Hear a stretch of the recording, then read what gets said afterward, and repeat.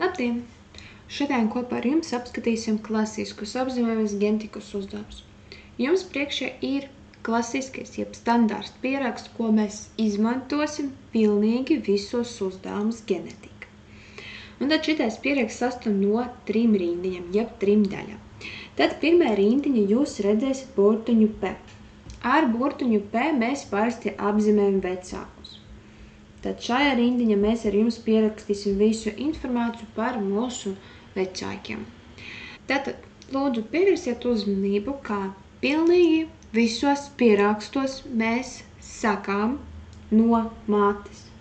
Tad, jebkura uzdevuma noformējuma pirma mums nāks mate. Kā mēs varam saprast, ka mums priekšā ir mate, rekur ir simbols, mēs nekad nerakstīsim mate vai mātes vārdu, mēs vienkārši pieltosim šo simbolu, kurš apzīmēs, ka mums priekšā ir sieviete, jā. Tālāk mums ir krustiņš. Krustiņš parādīja, ka mēs sakrustojam savus starptatīvus individus, un pēc mātes mums vienmēr ies tētis, jā.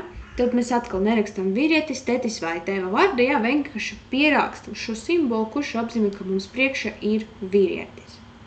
Tātad, kas ir šitais te? Tās ir mūsu vecāku genotipi. Tātad genotips. Šitie genotipi mums ir nepieciešami, lai pareizi nākamajā rindiņā sarakstītu gamētas. Ja? Tad burtiņš gamētas. Tātad gamētas ir dzimumšūnas, ko bērni var mantot no saviem vecākiem. Tātad, kā mums vispār ir iespējams atrast šitas gamētas? Tad skatāmies, ka mūsu māte genotips ir A lielais, A mazais. Tad bērni var mantot vai nu lielu A, vai nu mazu A. Un tas pats attiecams arī uz teti. No mūsu tēva bērni var mantot vai nu lielu burtu A, vai nu mazu burtiņu A. Ja? Tālāk. Trešā rindiņa jūs redzēsiet F1 vai F2. Un šitais nozīmē pēcnācēji, jeb bērni. Ja?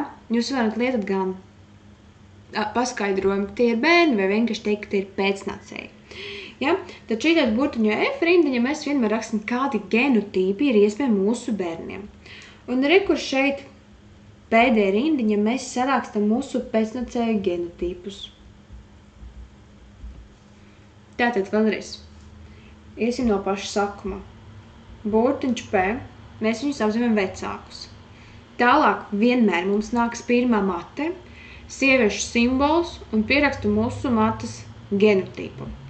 Tālāk iet sakrustošana, vīriešu simbols un atkal tēva genotips. Pirmā rindiņa ir pabeigta. Otrā rindiņa mēs vienmēr rakstīsim burtiņu gamētas, jeb dzimumšūnas, kuras ir iespējams mantot no vecākiem. Māma ir 2 daždi burtiņi. Tad no mates mēs varam mantot vai nu lielu burtiņu A, vai nu mazu burtiņu A. Un katru gamētu mēs tad pierākstam un apvelkam tādā aplīti, vai vienkārši vizuāli būtu vieglāk viņus atšķirt no pirmas rindiņas. Un to pašu mēs to pašu daram ar teti, jā, jo mums ir tā kā, viņi ir vienādi, mums abi ir heterozigots. Un trešā rindiņa mums vienmēr nāks burtiņš F. Mēs pie tā varam pierakstīt indeksu, jā, un sarakstam mūsu pēcnācēju genotipus. Paldies par uzmanību!